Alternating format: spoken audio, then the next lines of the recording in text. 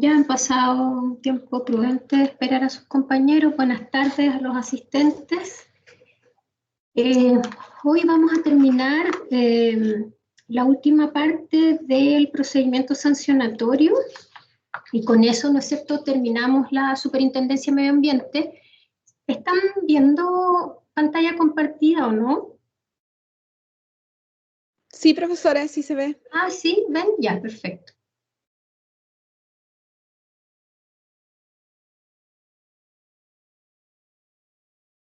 Ya, entonces como estuvimos viendo todas estas clases, ¿no es cierto? Vimos la superintendencia, básicamente la superintendencia hemos ido, ¿no es cierto?, haciendo un recorrido, un camino, ¿no es cierto?, por las facultades de la superintendencia en cuanto a facultad, ¿no es cierto?, fiscalizadora, normativa y también su potestad o su rol sancionador. Vimos cada una de las etapas, ¿no es cierto? Y ahora estamos viendo el procedimiento sancionatorio en particular.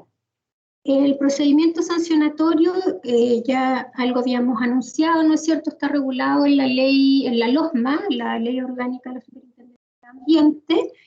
El procedimiento puede iniciarse, ¿no es cierto?, de oficio, también puede iniciarse a petición de alguno de los órganos sectoriales cuando tomen conocimiento de los informes, ¿no es cierto?, que son expedidos por estos mismos órganos, y también puede iniciarse por denuncia.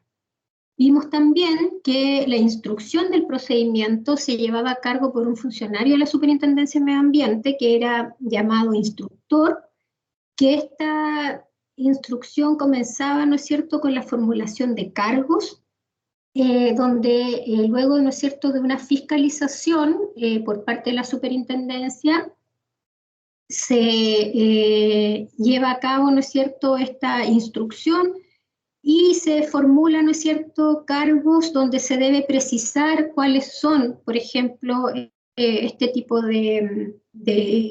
cuáles son los cargos, ¿no es cierto?, que se le van cuáles son los cargos que se le formularon. De estos cargos se le va a notificar por carta certificada al domicilio del titular, ¿no es cierto?, que figure en los registros de la Superintendencia de Medio Ambiente.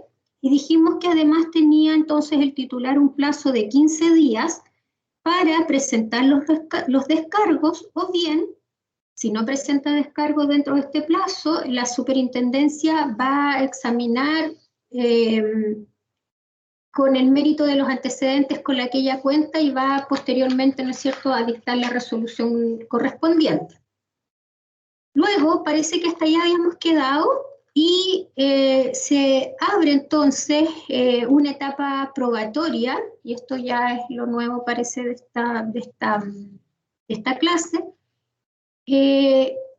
Etapa probatoria, ¿no es cierto?, donde la superintendencia puede ordenar la realización de ciertas pericias o inspecciones pertinentes, digamos, y puede también recepcionar los demás medios probatorios, ¿no es cierto?, que procedan en cada caso.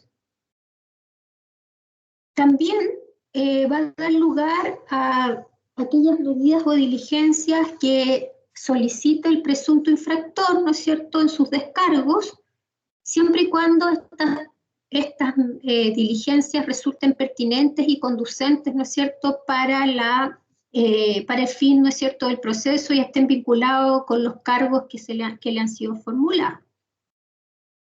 De los hechos que se investigan y las eventuales responsabilidades de los infractores para acreditar la existencia o no de lo uno y de lo otro, o sea, en este caso, si se configuraron efectivamente estos hechos y cuál es la responsabilidad que le pueda caber, ¿no es cierto?, al presunto infractor, estos se pueden acreditar por cualquier medio probatorio, ¿ok?, de aquellos que el derecho admita, ¿ya? Y la superintendencia puede, como ya dije, requerir informes a otros organismos que estime pertinente. ¿Con qué fin? Con el fin, ¿no es cierto?, de poder motivar su resolución.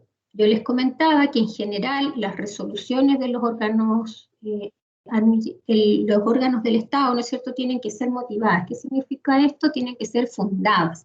Tienen que obedecer, ¿no es cierto?, a un raciocinio lógico, donde justamente a partir, ¿no es cierto?, de un hecho eventualmente, se puedan acreditar, en el caso en específico del periodo probatorio de la superintendencia, ¿no es cierto?, a partir de un hecho que ha sido investigado, se tiene que razonar respecto a la configuración eventualmente de este hecho como un delito, ¿no es cierto? Se tiene que configurar se tiene que clasificar, posteriormente se le tiene que imponer una sanción en el caso que la superintendencia estime que se configuró este hecho. Y todo eso, evidentemente, tiene que quedar reflejado en aquella resolución que dicte con posterioridad a la superintendencia, ya sea para absolver o para derechamente solicitar que se dictamine por parte del superintendente, ¿no es cierto?, la resolución correspondiente. Luego, ¿no es cierto?, una vez que se termina la etapa probatoria, el instructor va a dar un tiempo de 5 días, se le da, perdón, al instructor un tiempo de 5 días para dictar el dictamen de su investigación, ¿no es cierto? En este dictamen va a proponer ya sea la absolución o la aplicación de la sanción que a su juicio corresponde aplicar, y va a elevar los antecedentes al superintendente medio ambiente, quien finalmente, dentro del plazo de 10 días, debe resolver, también con una resolución fundada, ¿no es cierto?, si va a absolver o a sancionar al presunto infractor. Ojo aquí, el instructor lo que dicta o la resolución que de él emana es un dictamen. De este dictamen, que debe dictar dentro del plazo de 5 días, que va a tener, ¿no es cierto?, un plazo de 5 días para dictar, tiene que en su dictamen proponer ¿a quién? Al superintendente, porque finalmente quien cierra este procedimiento es la resolución del superintendente. El dictamen cierra el procedimiento sancionatorio, pero la aplicación de la sanción o absolución no es de cargo del instructor, sino que es de cargo del superintendente medio ambiente. Para que lo tengan bien claro, estamos hablando de dos cosas. El dictamen, por un lado, que va a ser finalmente la proposición que hace el instructor, y por otro lado va a mantener la resolución sancionatoria o absolutoria en su caso, ¿no es cierto?, que dicte dentro del plazo de 10 días por una resolución fundada, ¿no es cierto?, el superintendente medio ambiente. Cuando está en la etapa que el superintendente tenga que ordenar, ¿no es cierto?, o sea, perdón, en la etapa que el superintendente tenga que dictar esta resolución, puede el superintendente ordenar la realización de nuevas diligencias o bien puede corregir el procedimiento cuando considere que este procedimiento está viciado, y en cuyo caso va a fijar un nuevo plazo donde va a fijar una nueva audiencia para quien es investigado. ¿Ok? Entonces, no olvidarse que dentro de este plazo de 10 días que tiene el superintendente para dictar la resolución, el superintendente puede ordenar la realización de estas nuevas diligencias o la corrección de estos vicios del procedimiento. Para eso va a fijar un plazo y de esto le va a dar una audiencia al investigado. Ahora bien, de la resolución que dicte el superintendente, que yo ya les dije que puede ser una resolución sancionatoria o también absolutoria, ¿no es cierto?, esta resolución tiene mérito ejecutivo, ¿ok? El superintendente, ya sabemos ya que la superintendencia puede dictar puede aplicar, ¿no es cierto?, dentro de sus sanciones, aplicar multas. En este caso, es bastante importante respecto a la sanción de las multas. Ojo aquí, las multas, la resolución tiene mérito ejecutivo. Evidentemente, las multas van a ser a beneficio fiscal y por lo tanto el pago se debe realizar en la Tesorería General de la República dentro del plazo de 10 días desde la notificación de la resolución que le impone la multa.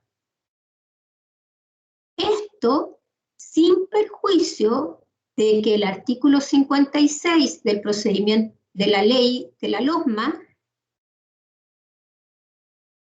establece que las multas no serán exigibles mientras no esté vencido el plazo para interponer la reclamación, se entiende judicial, o bien cuando esta reclamación aún no ha sido resuelta. Después vamos a ver, ¿no es cierto?, que de las resoluciones en general que se dictan dentro de procedimientos sancionatorios se puede recurrir ante el Tribunal Ambiental, ¿ya? Pero lo importante es que les quede claro entonces que la regla general es que si no hay reclamación por parte del titular, del titular infractor, ¿no es cierto?, tiene esto un plazo de 10 días para hacer el pago ante la Tesorería General de la República. Ahora bien, se debe acreditar el pago de esta multa ante la superintendencia también dentro del plazo de 10 días desde que esta multa debió ser pagada. Entonces, el titular tiene un plazo de 10 días para pagar la multa y a su vez tiene 10 días más para acompañar, ¿no es cierto?, el comprobante de pago ante la Superintendencia de Medio Ambiente.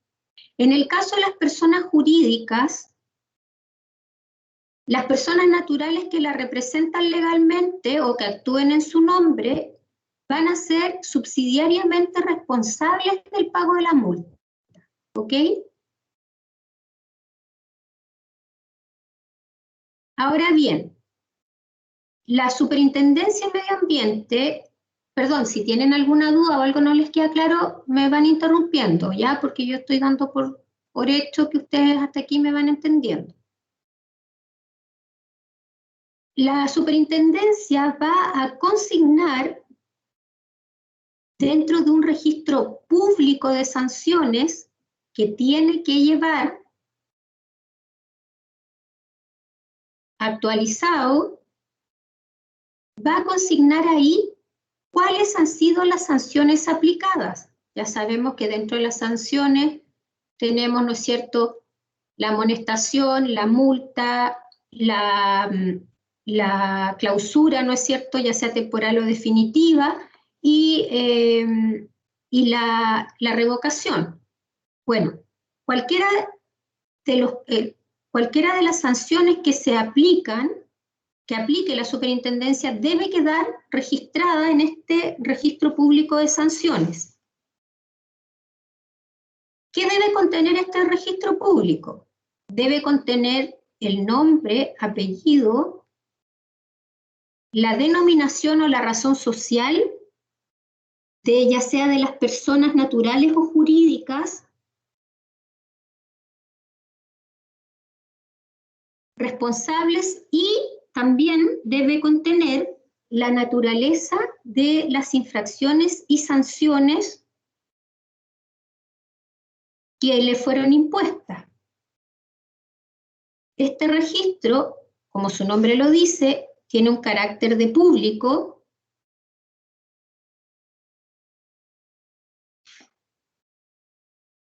y requiere también de un reglamento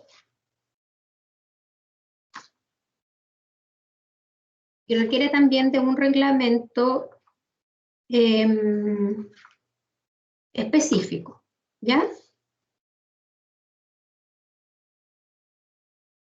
A su vez, ¿qué sucede si el titular sancionado, ¿no es cierto?, no está de acuerdo con la dictación de esta sanción? Bueno, en contra de esta resolución, cabe el recurso de reposición administrativa que debe ser interpuesto dentro del plazo de 5 días hábiles, contado desde el día siguiente a la notificación de la resolución. ¿Ya? Ustedes han visto administrativos, ¿cierto? ¿Qué tipo de plazos son los plazos administrativos? ¿Cómo contamos los plazos de días? Hábiles. Hábiles, muy bien. Por lo tanto, de lunes a viernes, a diferencia de los plazos judiciales, que para los plazos judiciales tenemos hasta el día sábado, ¿ya? En este caso, entonces, dentro del plazo de 5 días hábiles, porque son plazos dentro de la esfera administrativa, se tiene que interponer este recurso de reposición.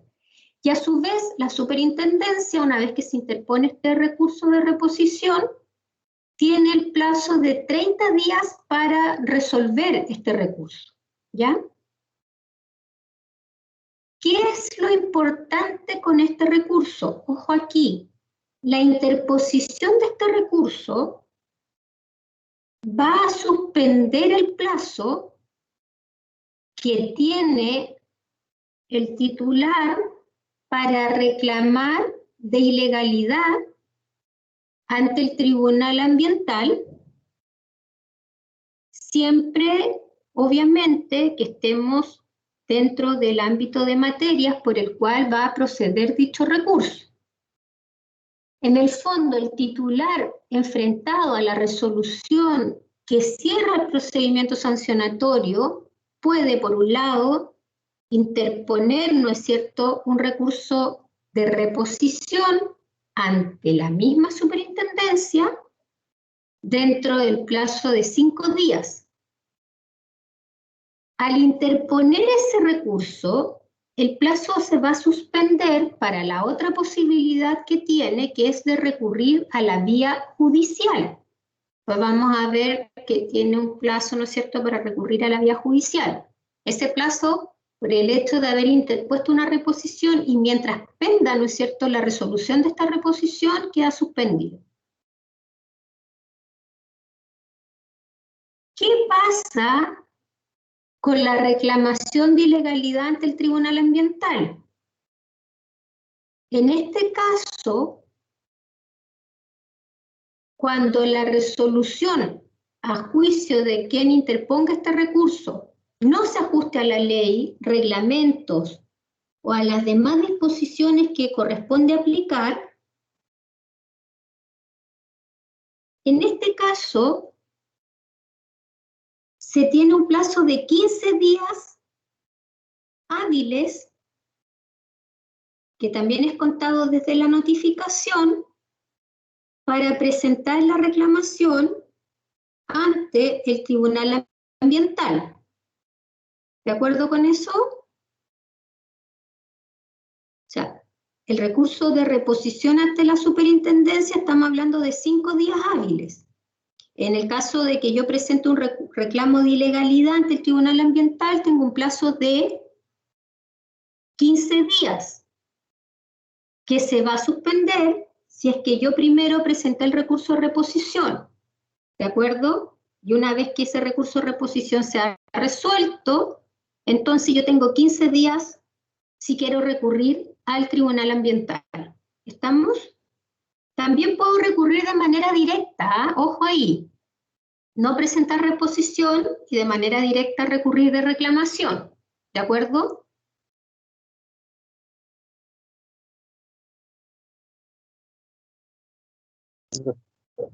Ya. En conformidad a lo que les dije antes, en relación a las multas, entonces, las resoluciones que impongan multas siempre son reclamables. Y estas multas no pueden exigirse mientras no esté vencido el plazo para interponer la reclamación, o bien, interpuesta esta reclamación, esta no esté todavía resuelta, ¿ya? Hasta aquí hemos visto dos posibilidades que tiene el titular frente a la resolución sancionatoria que a su juicio, ¿no es cierto?, debe ser reclamada, ya sea vía recurso de reposición o vía ya directamente reclamación de ilegalidad en sede judicial. Pero también el infractor puede decidir no interponer un reclamo de ilegalidad y puede pagar dentro del plazo de 5 días hábiles desde que le es notificada la resolución, puede pagar la multa.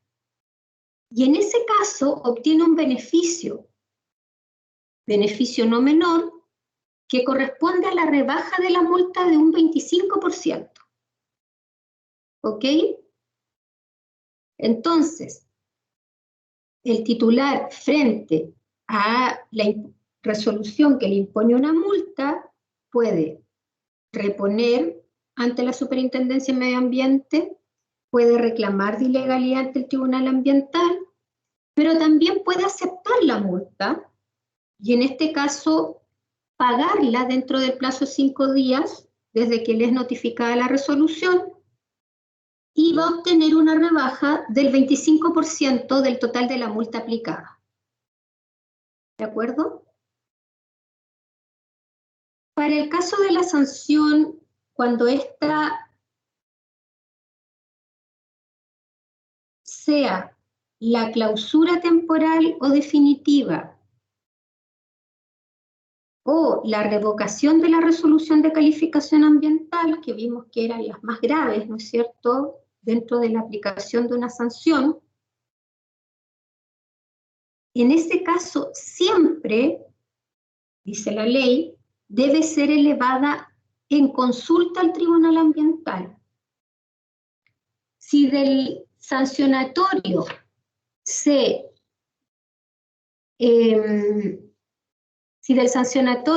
estima, ¿no es cierto?, se concluye más bien por la superintendencia que la sanción que se le va a aplicar corresponde a la clausura, ya sea temporal o definitiva, o bien se le impone la revocación de la resolución de calificación ambiental, esta resolución, antes de ser,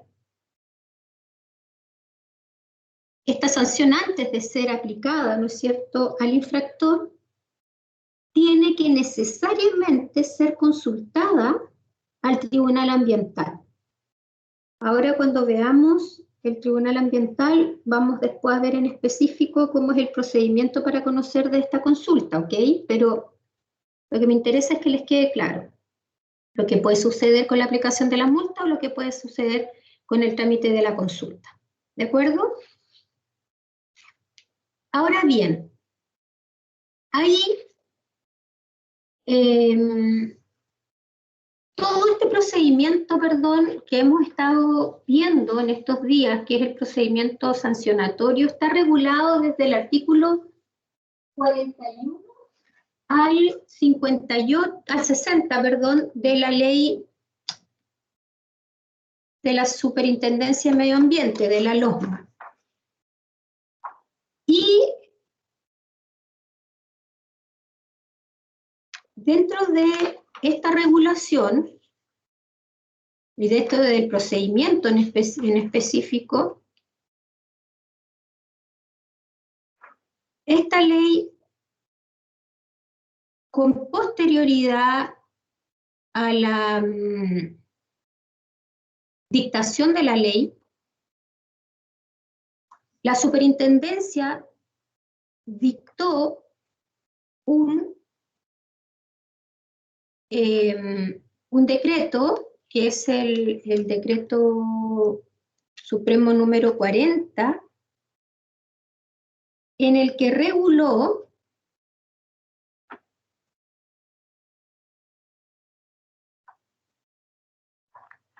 unos mecanismos de incentivo al cumplimiento ambiental.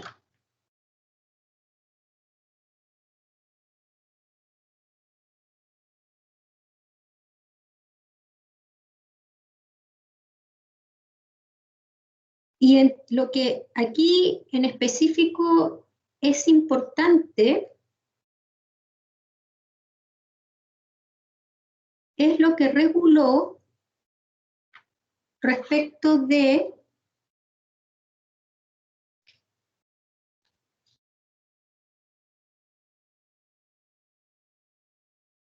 perdón, es el decreto supremo número 30, no 40, me equivoqué, el decreto supremo número 30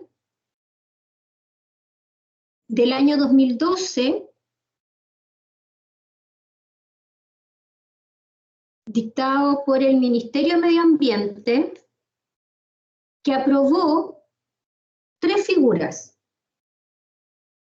que son el programa de cumplimiento, la autodenuncia y los planes de reparación. ¿Ya?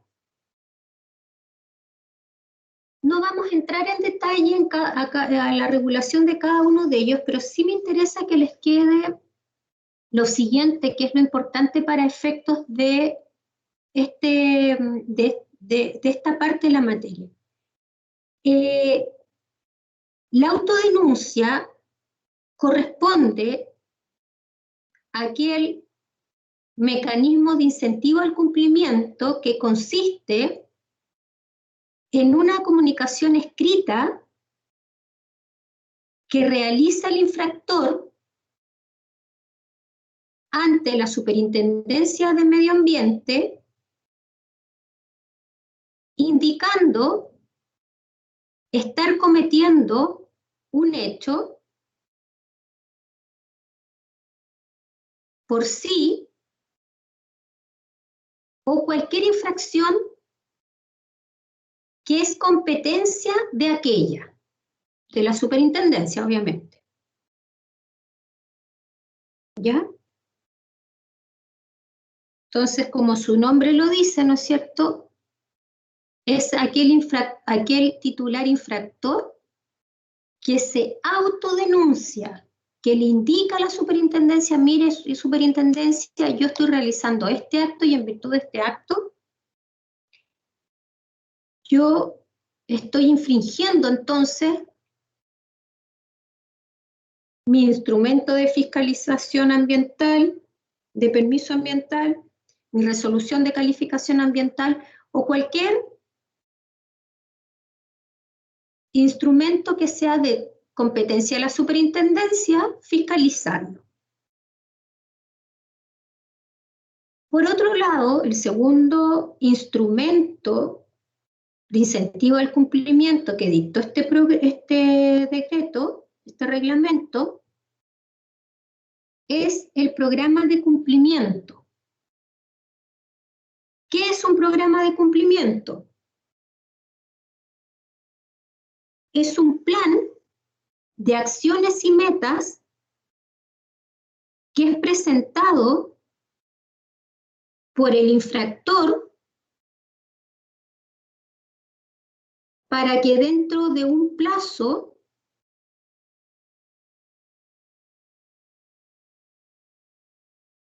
que va a ser fijado por la superintendencia, los responsables cumplan satisfactoriamente con la normativa ambiental que se indique. ¿Ok?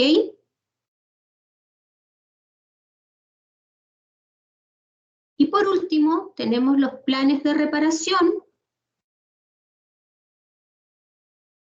que es aquel documento que contiene los objetivos y medidas de reparación del daño ambiental causado, que sean presentados por el infractor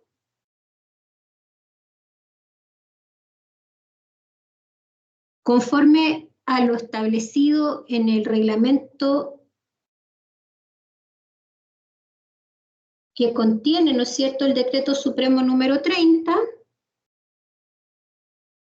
y que está avalado por un estudio técnico ambiental.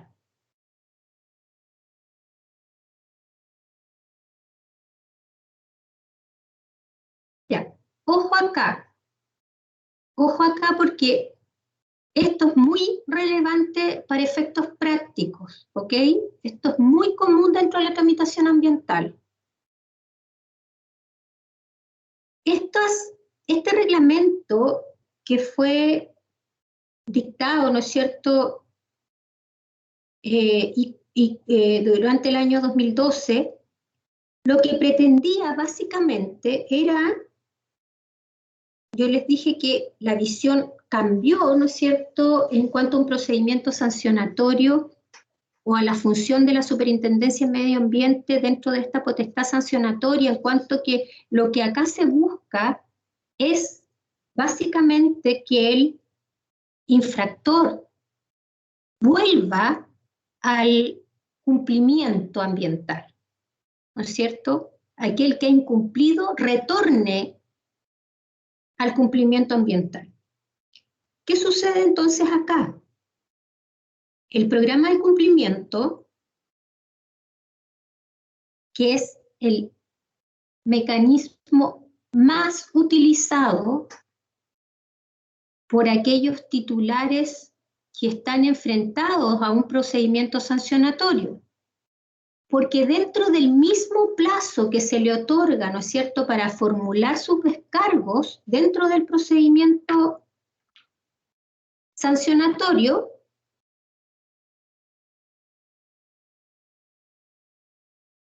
puede presentar este titular incumplidor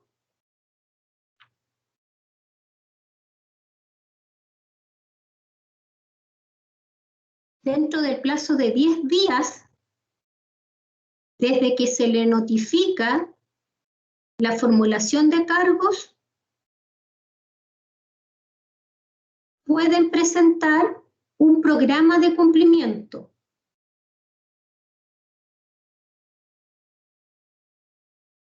¿Ok?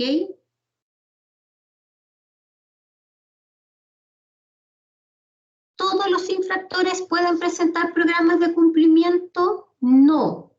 Este instrumento de incentivo al cumplimiento, que consiste en el programa de cumplimiento, que para efectos prácticos uno habla de PDC, que es la abreviación, ¿no es cierto?, programa de cumplimiento,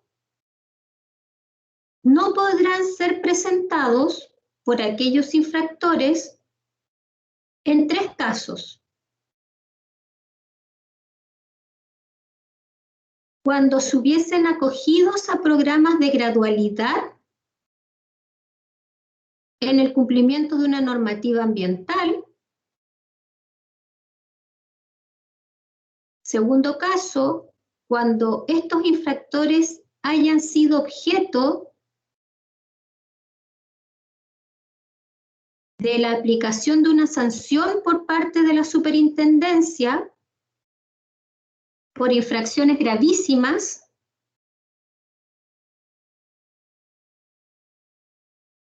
y cuando los infractores que hubiesen presentado con anterioridad un programa de cumplimiento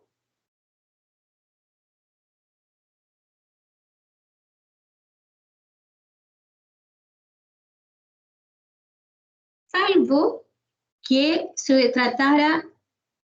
haya tratado de infracciones leves.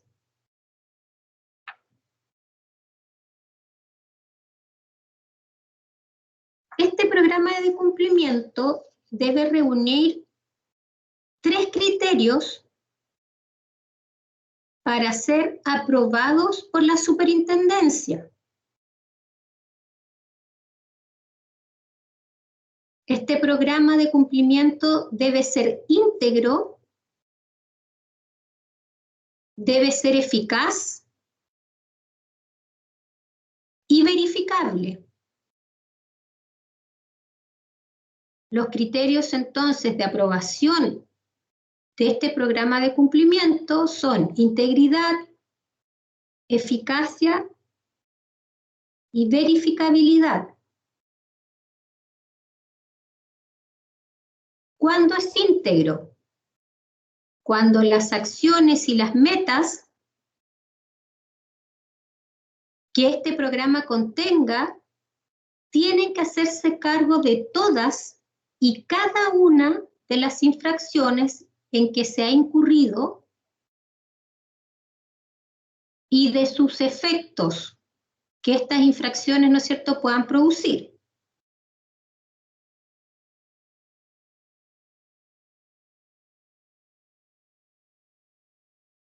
¿Cuándo es eficaz? Cuando las acciones y las metas de este programa aseguren el cumplimiento de la normativa infringida, así como deben contener y reducir o eliminar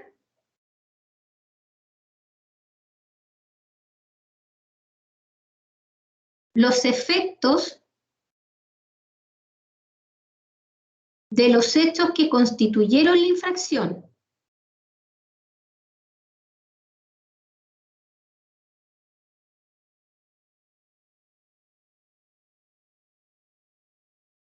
Y por último, la verificabilidad dice relación con que las acciones y metas del programa de cumplimiento deben contemplar mecanismos que permitan acreditar su cumplimiento.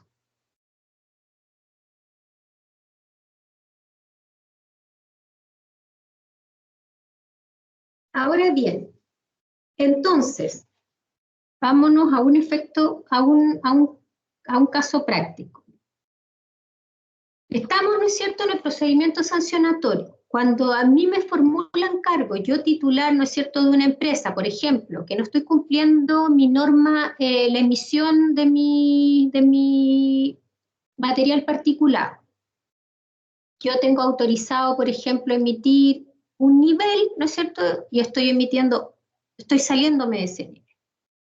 A mí me fiscaliza la superintendencia, me abre un procedimiento sancionatorio y me formula cargo. Me dice, ¿sabe qué? Usted no está cumpliendo, está emitiendo más de lo que usted puede emitir. Por distintas razones. Por ejemplo, porque tengo en mal estado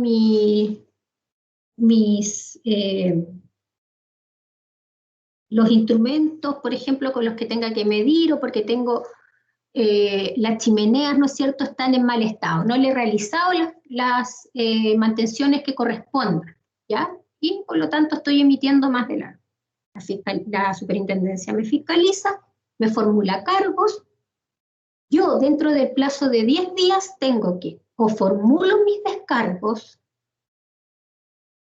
¿no es cierto? O sea, como una especie de contestación, ¿no es cierto?, de la demanda, que ya lo vimos, formulo mis descargos, o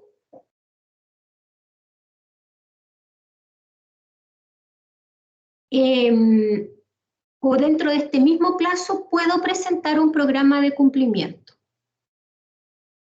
que contenga, ¿no es cierto?, todos estos planes y metas de acción, estos planes de acciones y metas, ¿no es cierto?, que me van a hacer a mí volver a mi cumplimiento ambiental. Es decir, mire, si en realidad yo tenía que hacer, por ejemplo, la mantención de la chimenea cada 3 meses y en realidad la estaba haciendo cada 6, por la razón que sea. Entonces yo hago un programa de cumplimiento donde digo, ok, mi obligación ambiental, con mi permiso ambiental, que era mi resolución de calificación ambiental, me obligaba a mí a que yo hiciera una mantención trimestral y yo la estaba haciendo semestral. Entonces me comprometo, ¿no es cierto?, a volver a hacerla trimestralmente. ¿Cómo la voy a hacer? Voy a contratar, ¿no es cierto?, una entidad,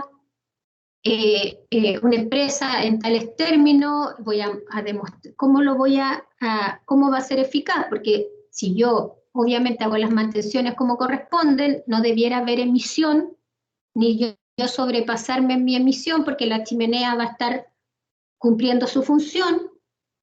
Y además, ¿cómo ustedes, superintendencia, van a verificar eso? Porque yo voy a acompañar, ¿no es cierto?, trimestralmente, que yo voy a hacer estas mantenciones, voy a acompañar el certificado de la empresa que me va a hacer esta verificación, ¿no es cierto?, esta mantención, y además les voy a acompañar las mediciones donde diga, mire, ahí efectivamente la empresa está volviendo a su cumplimiento porque ya no se está excediendo en su límite, en su máximo, ¿no es cierto?, de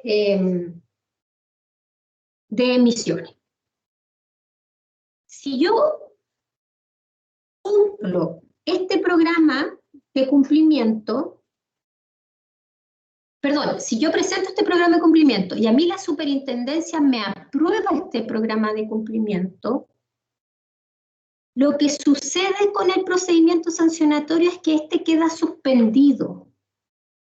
Va a quedar suspendido por el plazo en que dure la realización de mi programa de cumplimiento. Ese plazo va a ser el que me determine la superintendencia, ¿cierto? Porque va a variar dependiendo de un programa de cumplimiento o de otro, dependiendo de una empresa o de otra, ¿no es cierto? Pero una vez que la superintendencia, al revisar el programa de cumplimiento, y en el caso de aceptar mi programa de cumplimiento,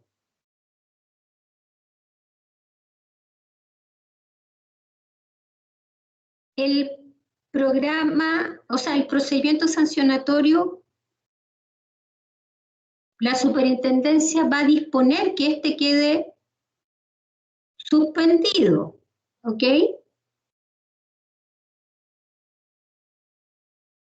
¿Y qué pasa en el evento que yo no cumpla con mi programa de cumplimiento? Se reactiva el procedimiento sancionatorio y se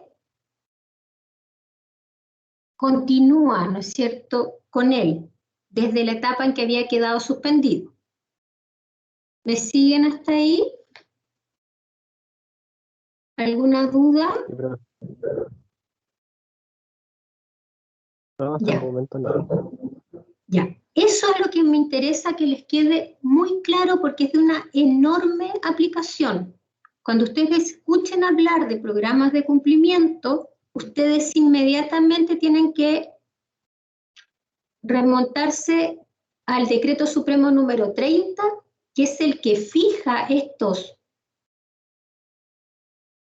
mecanismos, ¿no es cierto?, de incentivo, estos instrumentos de incentivo al cumplimiento, que son 3, pero para efectos prácticos el que vimos es el programa de cumplimiento. Ese programa, el programa de cumplimiento es muy utilizado en la práctica por las empresas que son fiscalizadas y que se le levantan cargos. Es muy común que lo utilicen. No así los otros instrumentos de incentivo al cumplimiento, como son la autodenuncia y el plan de reparación. En el caso de la autodenuncia, hasta un par de años atrás solo había habido una, que fue la autodenuncia que realizó la minera Pascualama hace muchos años atrás, cuando se produjo una contaminación en el río Estrecho, si mal no recuerdo cómo se llamaba, pero se produjo una contaminación a propósito de la realización de su proyecto. Ellos se autodenunciaron, pero la verdad es que fue la única empresa en Chile hasta por lo menos unos 3 años atrás, de lo que yo tuve acceso a información, digamos, oficial, que se había autodenunciado. ¿Y esto por qué? Porque no tuvo suerte con este mecanismo de incentivo al cumplimiento. La verdad es que no fue considerado y fue rechazado, y por el contrario se le abrieron un sancionatorio bastante grande que formuló más de 33 cargos. Entonces no ha habido, por lo menos, insisto, hasta hace 3 años atrás, no había habido otra empresa que hubiese utilizado ya esta vía, digamos, de mecanismo de incentivo al cumplimiento. Y el plan, los planes de reparación que tienen que ver con las demandas de daño ambiental, básicamente, tampoco ha sido utilizado, según lo que también manejo, información estadística, tampoco había sido utilizado. Pero no hacía el programa de cumplimiento. El programa de cumplimiento es muy utilizado. Las causas, por ejemplo, que uno ve en tramitación ordinaria en los tribunales ambientales, muchas son de resoluciones que, o sea, muchas son reclamaciones en contra de las resoluciones de calificación ambiental, perdón, en contra de las resoluciones de la Superintendencia de Medio Ambiente que aprueban un programa de cumplimiento. Entonces, terceros que no están de acuerdo con esta aprobación reclaman, ¿no es cierto?, ante el Tribunal Ambiental. Así es que es muy importante esto. Los requisitos del programa de cumplimiento ya sabemos que son 3: integridad, eficacia y verificabilidad. La regulación de los programas de cumplimiento están en este Decreto Supremo número 30 del año 2012 del Ministerio de Medio Ambiente, en particular del artículo 6 en adelante.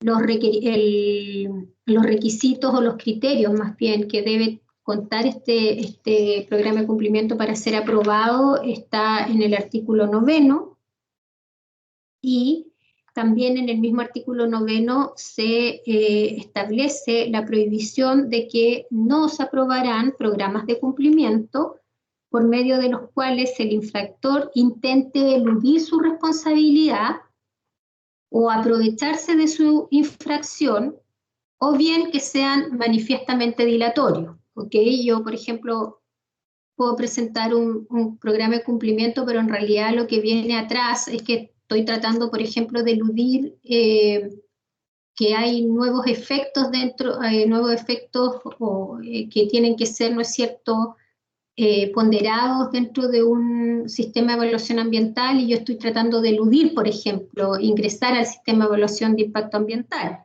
Obviamente ese programa de cumplimiento va a ser rechazado. O bien que el infractor directamente quiera aprovecharse de una infracción, o cuando estos sean dilatorios. ¿De acuerdo? Con eso yo creo que es más que suficiente para que terminemos de ver el procedimiento sancionatorio. Yo les decía que el procedimiento está regulado desde el artículo 41 aproximadamente hasta el artículo 60 de la ley. Lo hemos visto en detalle en estas últimas clases. Es un procedimiento de bastante aplicabilidad, ya práctica. Me interesa que veamos o comencemos a ver, porque ya estamos como en la hora, los tribunales ambientales, que sería, ¿no es cierto?, el último de las instituciones que están, ¿no es cierto?, claramente enclavada dentro de lo que es esta triada que habíamos nosotros comenzado a ver institucional, ¿no es cierto?, que también contempla en realidad una triada, más bien son 4, que contempla también al Ministerio de Medio Ambiente, que también lo vimos en sus inicios de la tutela administrativa. Ahora vamos a ver los tribunales ambientales. Bueno, algo ya hemos conversado. Los tribunales ambientales básicamente estamos hablando dentro de la esfera jurisdiccional. Estos son órganos autónomos e independientes, son un órgano jurisdiccional especial, ¿cierto? fueron creados por la ley 20.600 y están definidos en el artículo 1 de la ley como aquellos órganos jurisdiccionales especiales que están sujetos a la superintendencia directiva, correccional y económica de la Corte Suprema, cuya función es resolver las controversias medioambientales que sean de su competencia y ocuparse de los demás asuntos que la ley someta a su conocimiento.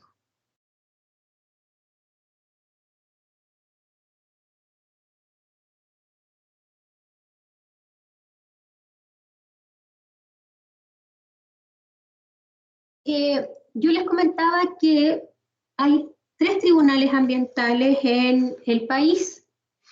La jurisdicción de cada uno de estos tribunales ambientales está dividido en macrozonas. De acuerdo a lo que ustedes están viendo, la macrozona norte abarca, ¿no es cierto?, la competencia, perdón, del primer tribunal ambiental abarca la macrozona norte, que es desde la región de Arica y Parinacota hasta la región de Coquimbo. Todas esas regiones son de competencia del primer tribunal ambiental y que tiene su asiento en la comuna de Antofagasta. En el caso del segundo tribunal ambiental, abarca la región de Valparaíso, la metropolitana, O'Higgins y hasta la región del Maule. Y el asiento está en la ciudad de Santiago, ¿ok? Y en el caso del tercer tribunal ambiental, tiene su competencia desde la región del Ñuble, ¿no es cierto?, hasta la Antártica chilena, y el asiento es en la ciudad de Valdivia. ¿Quién conoce el tribunal ambiental? Básicamente conoce de 3 procedimientos, ¿ya? El procedimiento de reclamación, reclamaciones judiciales, que son reclamaciones por ilegalidad, las demandas por daño ambiental y las solicitudes y consultas. ¿Ok?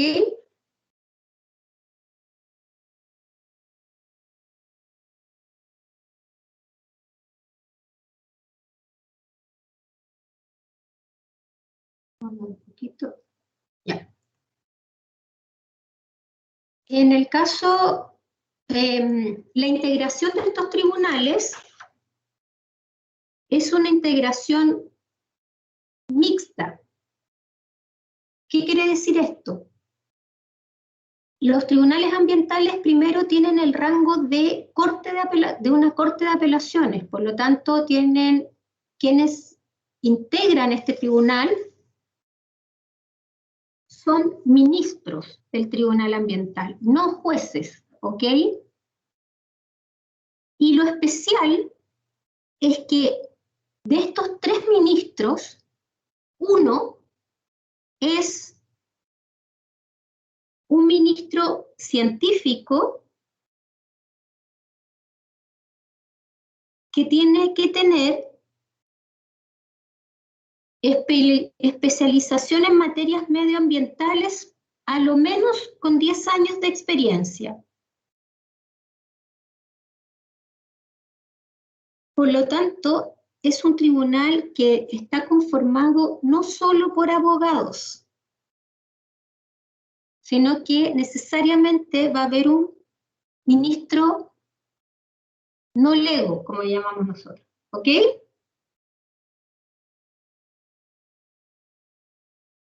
Que en el caso, por ejemplo, de Antofagasta, hasta el 6 de junio, porque ya terminó su periodo, era un ingeniero forestal, por ejemplo.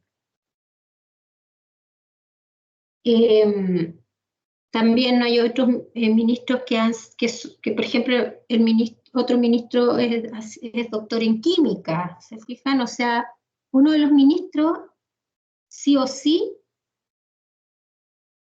no va a ser abogado. Esa es la especialidad de este tribunal. ¿Por qué? Por razones obvias, ¿no es cierto? Las controversias socioambientales claramente tienen factores científicos que tienen que ser entendidos, ¿no es cierto?, y explicados por agentes que tengan la competencia para aquello. Ahora bien, el tribunal, la integración es de 3 ministros, pero el tribunal está compuesto por 5 ministros, ¿de acuerdo? Pero la sala o el conocimiento de una causa van a ser 3 ministros titulares. Y hay 2 ministros suplentes, un ministro suplente en ciencias y un ministro suplente legal, abogado. ¿De acuerdo? Y esto porque si alguno de estos ministros, ¿no es cierto?, como le son aplicables las causales de recusación o implicancia, ¿no es cierto? Eventualmente un ministro puede ser recusado o puede declararse implicado y por lo tanto tiene que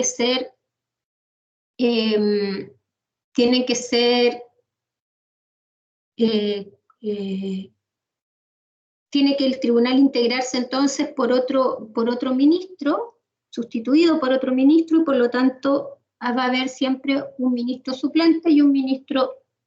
O sea, van a haber entonces siempre un ministro suplente científico y un ministro suplente abogado. ¿De acuerdo? ¿Dudas hasta ahí?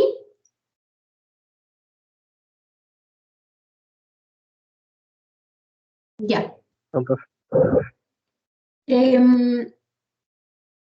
Mira, la próxima clase vamos a tenerla bien larguita. Yo les voy a compartir este PPT, pues sería importante que ustedes vieran esta página de la que incluye el Tribunal Ambiental, no son muchas, para que puedan ir viendo. Aquí está explicado el procedimiento en cada uno de ellos. Yo se los voy a obviamente a comentar. Son 3 procedimientos respecto de las causas, ¿no es cierto?, que se conocen. Y ahí los vamos a ver. Lo que sí me interesa dejarles claro ahora, que con esto terminaríamos la clase, es que en cuanto a la competencia de los tribunales ambientales,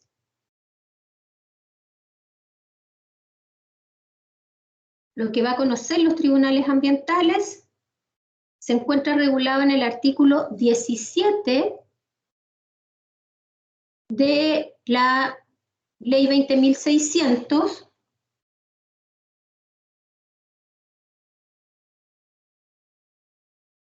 la que señala 8 tipos de causas que van a ser conocidas por los tribunales ambientales. Yo se las voy a decir de manera sucinta, pero revisen el artículo 17 porque ahí está de manera más extensa explicada cada una de ellas, ¿ok?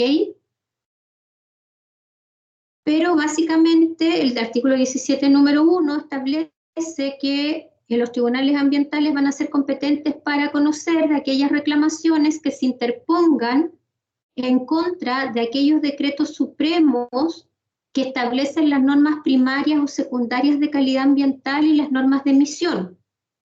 También los que declaren zonas del territorio como latentes o saturadas y los que establezcan planes de prevención o descontaminación de conformidad con lo dispuesto en el artículo 50 de la Ley 19.300. ¿Quiénes dictan este tipo de normas? El Ministerio, ¿ok?, de Medio Ambiente. En el caso, dice, de las normas primarias de calidad ambiental y normas de emisión, conocerá el tribunal que en primer lugar se aboque a su consideración, excluyendo la competencia de los demás. Respecto a las normas secundarias de calidad, los decretos supremos que establecen zonas del territorio como latentes, saturadas, y los que establezcan planes de prevención o de descontaminación, será competente el Tribunal Ambiental que tenga jurisdicción en la zona, en la zona del territorio nacional en que sea aplicable el respectivo decreto. Entonces, a modo de síntesis, el número 1 es las reclamaciones que se interpongan en contra de decretos supremos que establecen normas primarias o secundarias de calidad ambiental y normas de emisión, que declaren zonas latentes o saturadas, y los que establecen planes de prevención o descontaminación. Esa es la primera competencia del Tribunal Ambiental. Segunda, las demandas para obtener la reparación del medio ambiente dañado, o sea, las demandas por daño ambiental. Tercero, las reclamaciones en contra de las resoluciones de la Superintendencia del Medio Ambiente de conformidad a lo dispuesto en el artículo 56 de la LOSMA. Ya lo vimos, ¿no es cierto?, de las resoluciones que disponga, ¿no es cierto?, la Superintendencia de Medio Ambiente. Cuarto, autorizar las medidas provisionales que están señaladas en los artículos, en el artículo 48, en la letra C, D y E de la LOSMA, como las suspensiones también de la letra G y H del artículo 3 de la misma ley. O sea, en síntesis, esto se refiere a lo que ya hemos conversado, que es el trámite de consulta, cuando tienen que, ya sea ciertas sanciones o ciertas medidas provisionales que dicta la Superintendencia de Medio Ambiente, por la gravedad, ¿no es cierto?, del efecto que provoca, tienen que ser elevadas en consulta previa a su imposición. ¿De acuerdo? En el artículo 5, también, perdón, en el número 5 del artículo 17, van a conocer de aquella reclamación que se interponga en contra de la resolución del Comité de Ministros o del Director Ejecutivo, en conformidad con lo dispuesto en los artículos 20 y 25 quinques de la Ley 19.300. O sea, las resoluciones que dicta el Director Ejecutivo. ¿Qué organismo lideraba el Director Ejecutivo? Que ya revisamos. ¿Las resoluciones de qué entonces será competente el tribunal? Del Servicio de Evaluación Ambiental, del SEA, ¿ok? Sexto, conocer de las reclamaciones que interponga cualquier persona natural o jurídica, también en contra de la determinación del Comité de Ministros o Director Ejecutivo que resuelva el recurso administrativo cuando sus observaciones no hubieran sido consideradas en el proceso de evaluación ambiental. ¿Se acuerdan que cuando vimos el servicio de evaluación ambiental hablamos de que cuando se produce la evaluación propiamente tal, se abren plazos para que terceros, ¿no es cierto?, puedan realizar sus observaciones? Pues bien, cuando estas observaciones, a juicio de esos terceros, no han sido consideradas en el procedimiento de evaluación ambiental, no es que no hayan sido aceptadas, sino que no hayan sido consideradas, pueden también recurrir ante el Tribunal Ambiental vía reclamación de ilegalidad. Las 7, de aquellas reclamaciones también es competente conocer por el Tribunal Ambiental que se interpongan en contra de aquellos actos administrativos que dicten los ministerios o servicios públicos para la ejecución o implementación de las normas de calidad de emisión y los planes de prevención o descontaminación cuando infrinjan la ley, las normas y los objetivos de estos instrumentos señalados. Esto está vinculado con el artículo número 1. o la causal número 1, perdón, de competencia. Y octavo, una causal genérica de competencia, conocer de aquellas reclamaciones en contra de la resolución que resuelva un procedimiento administrativo de invalidación de un acto administrativo de carácter ambiental. ¿Ya? Aquí sería cualquier acto ambiental. Vimos entonces que era competente respecto de resoluciones o de actos que son dictados por Ministerio de Medio Ambiente, en el caso de conocer respecto de las demandas por daño ambiental. También es competente para conocer de aquellas reclamaciones en contra de las resoluciones de la Superintendencia de Medio Ambiente. También va a ser competente para autorizar las medidas provisionales o, ¿no es cierto?, las sanciones que requieren ser elevadas en consulta ante el tribunal. También en contra de la resolución del Comité de Ministros, del Director Ejecutivo, del SEA, en relación a los artículos 20 y 25 quinques de la ley 19.300, o sea, cuando estamos dentro del espacio de del sistema de evaluación de impacto ambiental. También ante las reclamaciones que interponga cualquier persona, ya sea natural o jurídica, en contra, ¿no es cierto?, de aquella determinación del Comité de Ministros que va a resolver de un recurso administrativo cuando sus observaciones no considera que no han sido ponderadas, ¿no es cierto?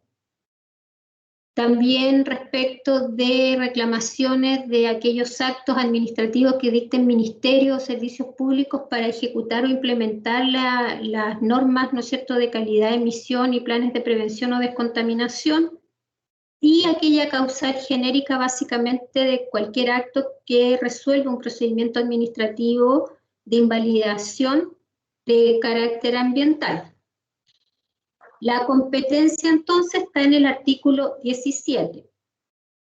Y en cuanto a la próxima clase vamos a partir, ¿no es cierto?, con cuáles son las personas, la legitimación activa, ¿no es cierto?, quiénes pueden interponer estos reclamos de ilegalidad, que está vinculado con el artículo 17 y que está establecido en el artículo 18.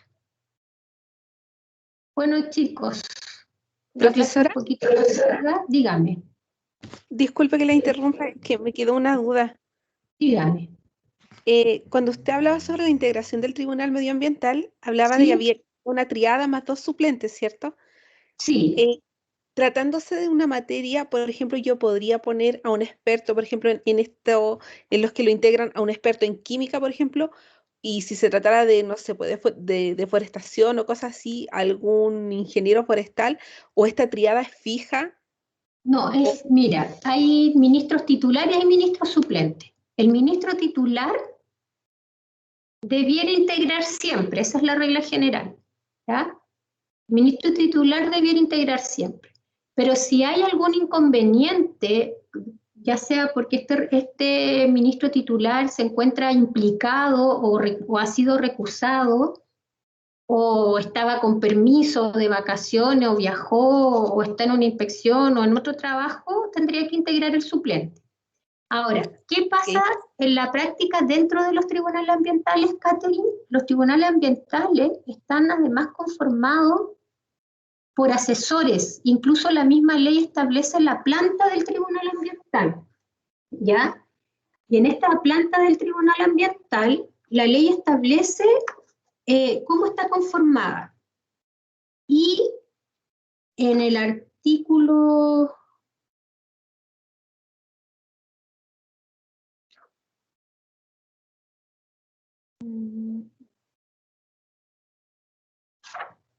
No lo recuerdo ahora exactamente, pero... Del artículo 14, perdón, el artículo 13 de la ley establece la planta, y dentro de la planta si tú ves, va a haber un profesional universitario en materia económica, que en el fondo es un asesor, y también hay un asesor en ciencias. Pero en la práctica no es solo un asesor. Por ejemplo, este tribunal tiene alrededor de 5 asesores científicos, entonces hay asesores, hay geólogos, forestales, ingenieros ¿cómo se llama? De acuicultura, en acuicultura, o sea, más o menos especialistas en cada una de las áreas de los elementos del medio ambiente, ¿ya? Entonces funcionan como un comité básicamente de profesionales expertos en materia ambientales que son los que van a asesorar a los ministros en cada decisión. ¿Mm? Ok, profesora, y tenía otra pregunta. Dígame. En la primera parte de la materia, cuando usted hablaba sobre los infractores, ¿Mm? por ejemplo, si yo como infractor me autodenuncio y creo ¿Mm? este plan, se me fue justo la palabra, el plan, ay, ¿cuál ¿El era? plan de programa de cumplimiento? El programa de cumplimiento, No, exacto. es que son distintos. Son tres mecanismos de incentivo al cumplimiento. La, mm, el programa de cumplimiento es uno, la autodenuncia es otro y tiene otros requerimientos y otros efectos. Ah, ¿Ya? perfecto. Ya, entonces, si yo como infractor, por ejemplo, me autodenuncio, eh, por el hecho de autodenunciarme, ¿no tengo algún tipo de atenuante a la sanción, por Sí, ejemplo? sí, pero por eso te decía, pero en la práctica eso ha sido letra muerta, Ah, porque claro. la vez que se autodenunciaron, finalmente no, no solo no sucedió, sino que se le abrió un sancionatorio aparte. Pero se supone que los efectos de la autodenuncia es que la superintendencia debiera eximir del monto de la multa al infractor cuando éste concurre por primera vez ante la superintendencia y denuncia que está cometiendo una infracción, de aquellas que son de su competencia. Ok, Y a ya. medida que va, y a medida que va cometiendo más infracciones y se va autodenunciando, que podría ser una segunda y una tercera vez, esta rebaja de la multa debiera ser después en un 75% y después en un 50%. O sea, la O- autodenuncia, digamos, el efecto es que si tú te autodenuncias puedes obtener como el perdonazo, por llamar así, o la rebaja de la multa. mm, ¿Mm? Ese mm, es el efecto. En el programa de cumplimiento, el efecto, que también no me sancionan, me libro de la sanción, pero tengo que cumplirlo. ¿Te fijas? Y si no lo cumplo, me abren de nuevo el sancionatorio. ok, ya. Ahora ¿Ya? sí me queda clarito. Muchas Claro, pero gracias. son distintas en ese caso. Ok, ¿Ya? profesora. Gracias. Chicos, les aviso, el próximo jueves posiblemente tenga que adelantemos la clase. Yo les aviso a través de, pero lo mismo que hemos hecho en otra oportunidad, ¿eh? A ver, para retomar un poco, de acuerdo al calendario, las últimas conversaciones que tuvimos, la prueba de derecho ambiental sería el próximo 30. Sí, está Sí, fijada para profesora. el 30. Ya, les confirmo ya que va a ser prueba, no va a ser trabajo, ¿ya? Y em, la materia entraría hasta la clase de este jueves, ¿ya? Y el próximo martes terminaríamos la materia, pero no entraría en la prueba, obviamente, ¿ya? Profesora, disculpe, ¿y el horario de la prueba ya Es lo que no, tiene?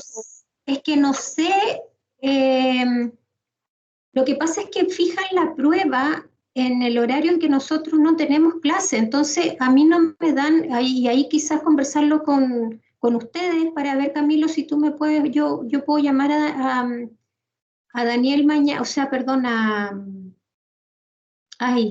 ¿cómo se llama el director académico de la escuela?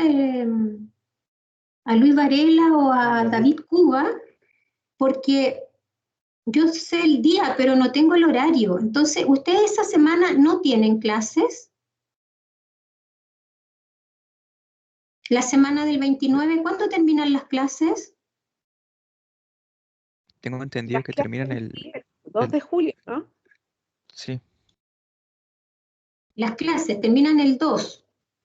Sí, yo también, perdón, tengo anotado que terminan el 2. La prueba es el 30, entonces, en términos generales, ¿qué les acomoda más a ustedes para la prueba? ¿Qué fecha? ¿En qué horario, perdón? No, ¿qué fecha? ¿Qué horario?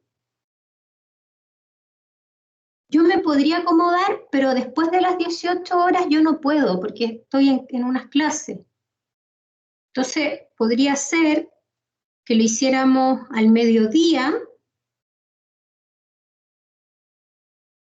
el miércoles 30, o tendría que ser a esa hora de las 4:30 más o menos de la tarde, para que vayan ustedes conversando horario, ¿ya? O tipo 12 del día o 16:30, ¿ya? Ok, profesora. No sé si lo van a votar o si no, no se compliquen y el que tenga mayoría nomás y la prueba se abriría, o tendría, si hay problemas, como la otra vez que se abrió al final llegaron a un acuerdo en una hora entre la 1:30 y las 3, ahí ustedes véanlo, ¿ya? ¿Qué les va a acomodar más? ¿De acuerdo? Ya, profesora. Ya, entonces quedamos claro que con lo que se alcanza a pasar hasta el día jueves, por último, miren, incluso si llegamos hasta el día jueves y nos quedamos hasta un poquito más, terminamos los procedimientos y terminamos tribunal ambiental, yo les libero y les dejo el martes para que ustedes puedan estudiar tranquilo, ¿ya? Ok, profesora, ¿la prueba tendría la misma metodología de la anterior y Sí, por la misma plataforma? sí, sí, Ya. tal cual. Tal cual, Ok, pero ahora ojo que es más materia, así que van a ser más preguntas y probablemente distinto tipo, pero va a ser del mismo sistema, ok, ¿ya? gracias. Ya pues, cualquier duda me mandan algún correo o a través de Camilo, que es su delegado, lo conversamos. Les voy a dejar el PowerPoint para que le echen una miradita y ya vayan, digamos, los que tengan más tiempo ir revisando acá, pero como siempre se lo he dicho, esto es referencial porque yo, por ejemplo, todo lo que hemos visto de Superintendencia y Servicio de Evaluación Ambiental no está aquí, así es que necesariamente, digamos, los alumnos que no han asistido van a tener que escuchar las clases porque obviamente las preguntas van a estar ahí, ¿ya? Pero sí de acá les va a servir harto el tema de los esquemas que están acá de procedimiento por daño ambiental, reclamación y solicitud y consulta, ¿ya? Y hay algunas cosas ahí dispersas, pero no las pasamos en este orden. Ya chicos, que estén bien, cuídense y nos vemos entonces el día jueves. Chao, profesora, gracias. Chao, que estén bien. Chao. Hasta luego, profesora. Ay, espérense, que no bajé la lista.